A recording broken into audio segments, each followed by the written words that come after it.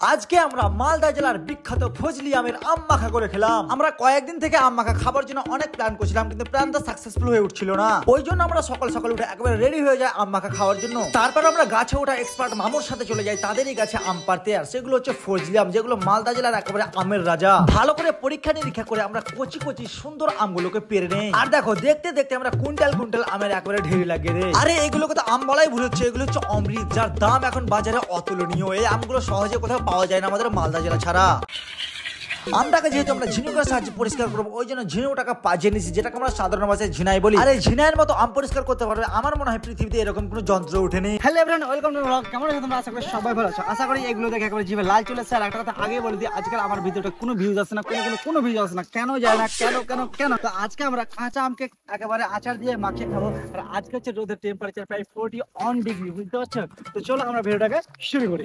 তো আমরা আম পেরে নিয়ে চলে এসেছি। আর এগুলো হচ্ছে আমাদের মালদা জেলার ফজলি আম। আমের রাজা হচ্ছে ফজলি। মালদা জেলা আমের জন্য বিখ্যাত। আর আবার আমের মধ্যে সব থেকে ফেমাস হচ্ছে ফজলি। তো গোজ টু মামু। টান তালি দিয়ে দাও।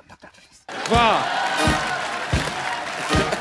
এখন চালু করি আমরা আমগুলো ছিলটা। দেখো ছিলার জন্য তোমরা তো দেখলে আমরা ঝিনুক ছিল, মানে ঝিনাই বলি, ওটাকে সুন্দর করে পাঁচিয়ে নিয়েছি। আর এখন আমরা এটাকে দেখি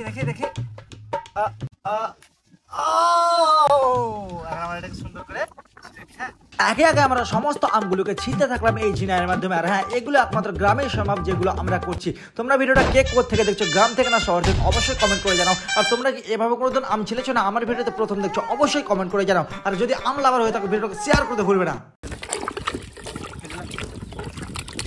আম ছিলা হয়ে যাওয়ার পর আমরা আমগুলোকে সুন্দর করে ডিজাইন ভাবে কাটতে লাগলাম। এখন আমরা যে ডিজাইনটা করেছি সেটা হচ্ছে চিপস কাটিং। দেখো সুন্দর করে চিপসের মতো করে কাটতে লাগলাম, 2-1 পিস খেয়েও নিলাম। এবার ডিজাইন চেঞ্জ করে আমরা আমগুলোকে ফাঁক করে কাটতে লাগলাম, যাতে নুন দিয়ে আমরা সুন্দর করে কচকচ করে কামড়ে খেতে পারি। গাইস ফাইনালি আমাদের আম রেডি হয়ে গেছে। দেখো একরকম, দুরকম, তিন রকম স্টাইলে আম কাটা রেডি হয়ে গেছে। এখন আমরা আমগুলোকে মাখবো আর খাবো, তোমাদের সাথে টেস্ট শেয়ার করবো। আর যার মুখে জল চলে এসেছে, আমাদের বাড়ি চলে এসেছে আনলিমিটেড আম আছে, যত খেতে পারবে। আর এটা হচ্ছে বনাস, আমার হাত কাটা হচ্ছে বনাস। এটা বুঝলে দাদা, কিছু খেতে গেলে কিছু একটা যদি দিয়ে রাখি তাহলে মনে থাকবে সারা যেন। কি বলো তোমরা? একদম আমগুলো মাখি। এবার আমরা যে আমগুলোকে ছোট ছোট করে পিস করেছিলাম সেইগুলোকে সেই ক্যানের মধ্যে রেখে দিলাম। তারপর পরিমাপ মতো মশলা, নুন, তেল সবকিছু দিয়ে মিক্সচার করতে লাগলাম। ঝালমুড়ি এই 10 টাকা।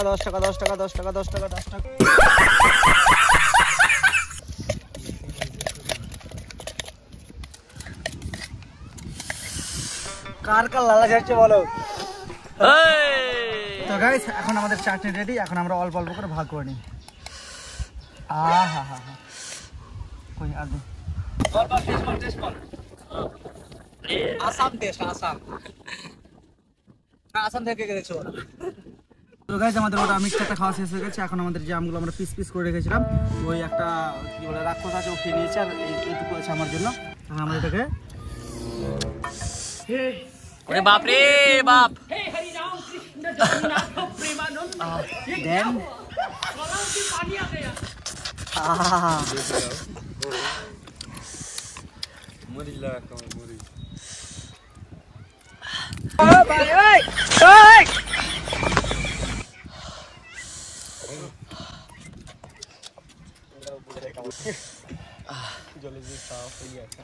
একটা কথা বলি, এই গরমে কে কে আম খেয়েছো বা খাওনি প্লিজ কমেন্ট করে জানাও।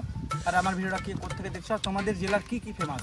আমাদের মালদার যেরকম আম, তোমাদের জেলার কি ফেমাস কমেন্ট বক্সে অবশ্যই জানিয়ে যাও। আর ঝাল থেকে বাঁচানোর জন্য আমরা খেজুরের গুড় নিয়েছি, বুঝলা? যেটা গুড় দেখছো না, এটা আখের না, খেজুর গুড়। খাও তাড়াতাড়ি, খাও না জি। A few moments later.